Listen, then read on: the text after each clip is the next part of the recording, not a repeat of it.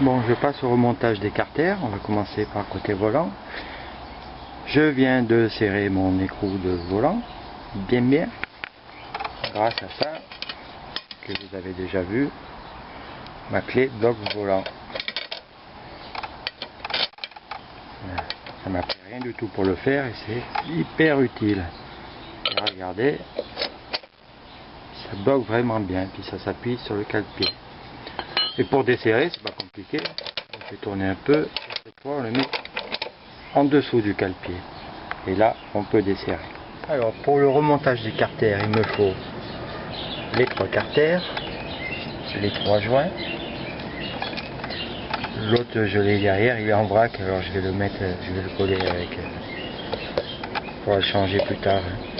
Il me faut de la graisse, la visserie de chacun. Ici, le speed sélecteur, que vous vous rappelez que j'avais changé le mini carter qui était tout cassé. Donc il est sans speed, j'ai commandé un speed. La visserie et le passage du faisceau électrique et mise à l'air du volant. Et on va commencer par le carter volant. Alors je commence par la mise en place du speed de sélecteur. Vous voyez que j'ai bien graissé l'axe, histoire de ne pas abîmer la lèvre. Voilà, puis en plus normalement il rentre sans forcer celui-là.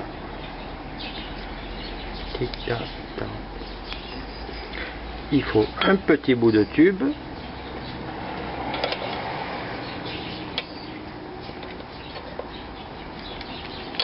Cette clé va nickel. Évidemment, j'ai encore qu'une main, mais c'est bon. Bon, ici je l'ai serré, le PSB plus replier la rondelle. Pour serrer, vitesse plus, vous appuyez sur la pédale de frein arrière, ça bloque la roue, vous pouvez serrer tranquille. Et maintenant, le carter volant. Et c'est parti. Donc j'ai graissé, bon les surfaces évidemment bien propres, nettoyées, mais ça c'est fait depuis longtemps. J'ai graissé mon joint sur les 2 faces, il est là. Je positionne mon carter, je n'oublie rien, c'est bon. Voilà. Les 4 grandes vont ici, les 4 grandes vis. Je vais essayer d'en faire tenir une ou deux quand même. Pour être sûr de bien positionner, on met d'abord celle diamétralement opposée. Comme ça, c'est sûr, tous les trous vont correspondre après. C'est pas serré, hein, c'est juste mou. Maintenant, je peux visser un peu celle-là, un chouïa, celle-là. Et pour celle-là, je n'oublie pas mon petit passage de câble. Eh bien, c'est déjà marqué à ça, c'est très bien. Et puis surtout, il faut faire passer les câbles dedans. Parce que si vous le mettez sans faire passer, ça sert à rien. C'est simple, ça, non? J'aurais pu mettre des rondelles fondues. J'aurais pu. Là, je ne sers pas parce que j'ai pas encore mis la durée. Mais voilà. Déjà, un de posé. C'est l'autre qui me fait plus soucis, carter, d'embrayage. Soucis, c'est pas vraiment le mot. C'est la visserie. J'ai essayé, j'ai dû récupérer à droite à gauche des vis. Mais bon, elles y sont toutes. Hein. Voilà le carter volant. Alors, le carter d'embrayage. J'ai débranché le tirant de frein de la pédale. Pourquoi? Parce qu'il faut dégager au maximum la pédale pour entrer le carter. Bon, évidemment, plan de joint propre des 2 côtés, là et sur le carter. Enfin, le carter d'embrayage. J'ai graissé de ce côté-là, histoire de mettre le joint et qu'il tienne bien tout seul. Je vais bien graisser là. Je vais le faire tout de suite. Ben, ça, c'est juste pour le passage du speed de kick, histoire de ne pas esquinter au passage. Bon, ça ira bien parce que j'ai graissé de l'autre côté aussi. Hein. Ensuite, je vérifie les 2 tenons, s'ils y sont. Lui, celui de devant, et celui de derrière. En général c'est ça, il y en a toujours un qui reste sur le carter d'embrayage et un qui reste sur le demi-carter. Par contre quand vous travaillez, bon là aussi il peut tomber, mais surtout quand vous travaillez celui-là, regardez je l'ai bien travaillé, hein, et bien il peut tomber aussi, alors méfiance.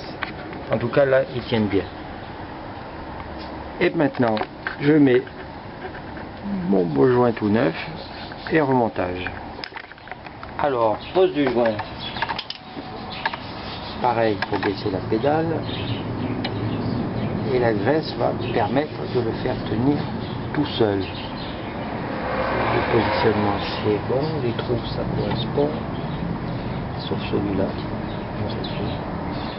Alors c'est parce qu'il est bouché avec de la graisse, j'en ai un peu mis beaucoup. Ensuite je présente mon carter, je baisse la pédale de frein, encore, je commence par l'axe, l'arbre de kick, et là on fait attention au spi. Ensuite je regarde le positionnement des deux ergots là, deux positionnements justement, c'est eux qui gèrent, hein. C'est pas les vis. Voilà, l'avant il est rentré et l'arrière il bataille. Et pourquoi qu'il bataille? Il bataille plus. Voilà, tout est plaqué, plus qu'à positionner les vis. Attention, il y a des grandes en dessus, des courtes à gauche, et surtout ne pas oublier, je vous le montre en gros, celle qui est derrière le carter de pompe à huile, là. Il y en a qui démontent pas le carter, qui démontent toutes les vis là autour et qui n'arrivent pas à enlever le carter d'embrayage, et bien évidemment parce qu'il y en a une planquée là. Bon, au passage merde, j'ai oublié de vous faire remarquer que j'ai enlevé la pignonnerie qui entraîne la pompe à huile par le vilebrequin derrière le pignon blanc que j'ai de réserve. D'ailleurs je jette rien, hein. Donc il faudra que je pense à reboucher là. Si vous mettez des rondelles avec les BTR, vous en mettez partout sauf là, sinon le bouchon jauge, et ben il rentrera pas. Ben voilà, je serre. Et ici, serrage en escargot, comme ça, dans un sens.